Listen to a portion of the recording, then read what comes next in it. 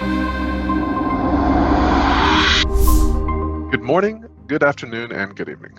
My name is Dustin. I am a subject matter expert in the systems management space. Today, I will be going over the warranty features in OpenManage Enterprise. You can manage the warranty settings from Application Settings Warranty. So if we see here, we can choose the default of 90 days to show warning if warranties are expiring in the next 90 days, or you can even show expired warranties or not show expired warranties.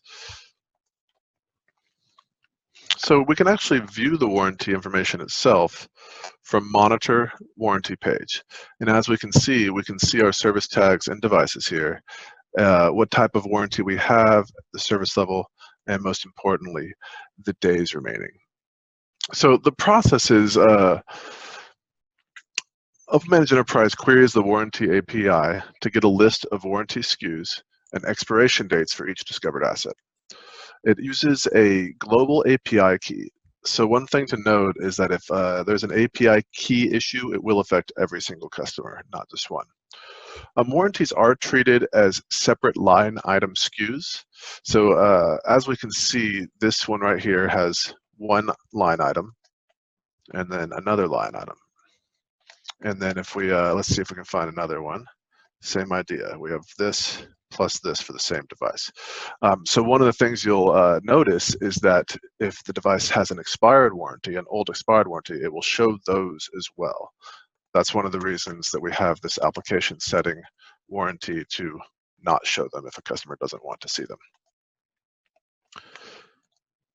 So let's talk about how OpenManage Enterprise actually gathers this information from the Dell backend. So step one is OpenManage will create an internal thread and is dedicated to warranty pulling. It then reaches out to our API and it does a key handshake. It will then create a warranty subtask. And from there, it'll build a query of all the assets and it'll pull the data and display it in OME as we see here.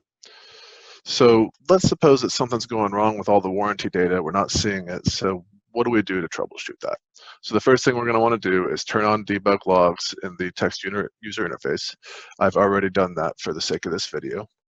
Then we're going to want to verify connections. We kind of want to reproduce the issue, make sure that it's going to hit our logs. So we'll actually go here and hit refresh warranty. From there, we can go to monitor and audit logs, and we're going to export the console logs.